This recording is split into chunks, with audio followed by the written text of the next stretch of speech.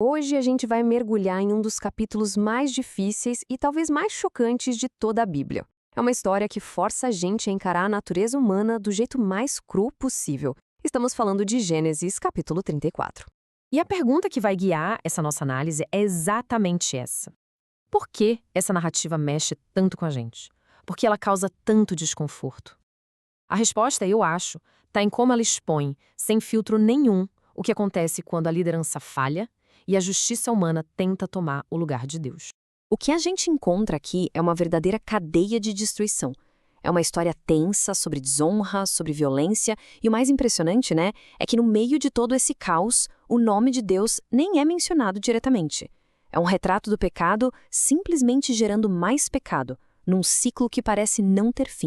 Mas para a gente entender a profundidade dessa tragédia, primeiro a gente precisa dar um passo atrás e olhar o cenário.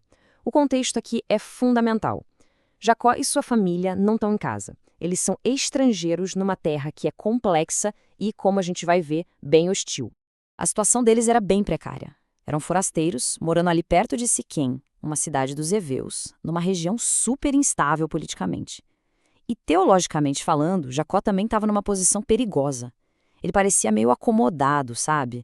Anos antes, ele tinha feito um voto a Deus lá em Betel e até então não tinha cumprido. Essa complacência espiritual toda acabou criando o ambiente perfeito para a tragédia que estava por vir. E é exatamente nesse cenário de vulnerabilidade que a faísca da tragédia é acesa. Tudo começa com um ato que, à primeira vista, pode parecer inocente, mas que vai levar a uma violência terrível. O versículo de abertura parece tão simples, né? Mas ele é carregado de tensão. Pelos costumes da época, uma jovem solteira não sairia assim, sozinha, desprotegida, numa cidade estrangeira. Esse ato, talvez até ingênuo da parte de Diná, era culturalmente bem impróprio e já sinalizava uma falha perigosa na proteção e na orientação da família. E aí, a crise se desenrola em 3 passos, tudo muito rápido e brutal. Primeiro, a violência. Siquém, um homem poderoso, príncipe da terra, abusa de Diná. Depois, em vez de mostrar qualquer arrependimento, ele trata o crime como se fosse uma negociação política, pedindo para o pai arranjar o casamento. E por fim, a reação, ou a falta dela, né? A passividade de Jacó é um contraste gritante com a fúria que começa a tomar conta dos filhos dele. Essa fúria, no entanto, não busca uma justiça real. Ela se transforma em algo bem mais sombrio, um plano frio, calculado, enganoso, onde a vingança vira o único objetivo. O que vem a seguir é um estudo de contrastes. De um lado, Siquém tenta resolver um crime moral com benefícios materiais, um acordo comercial. Do outro, os irmãos fazem uma contraproposta que parece piedosa, mas que, na verdade, é uma armadilha mortal. Eles estão se preparando para usar algo sagrado para executar um plano completamente profano. E aqui está o ponto nevrálgico da coisa. A circuncisão não era um ritual qualquer. Era o sinal físico da aliança de Deus com o povo de Israel. Usar isso como uma tática de guerra, como uma ferramenta para enganar e incapacitar um inimigo, não será um ato de sacrilégio de proporções imensas.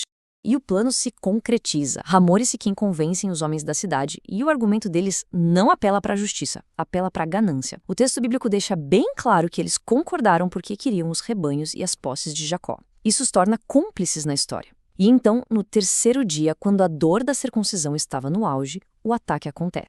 E o que torna tudo ainda mais chocante é pensar que essa chacina inteira foi iniciada por apenas 2 homens. Simeão e Levi, irmãos de Diná pela mesma mãe, Lia, tomam a frente. Movidos por uma fúria pessoal, eles lideram o massacre, matando todos os homens da cidade, incluindo Hamor e Siquém. Bom, com a cidade destruída e saqueada, o que resta? A última parte dessa análise foca exatamente nisso, nas consequências imediatas e nas lições duradouras que essa história tão sombria oferece pra gente. A primeira reação de Jacó não é de horror moral pelo que aconteceu, mas de medo.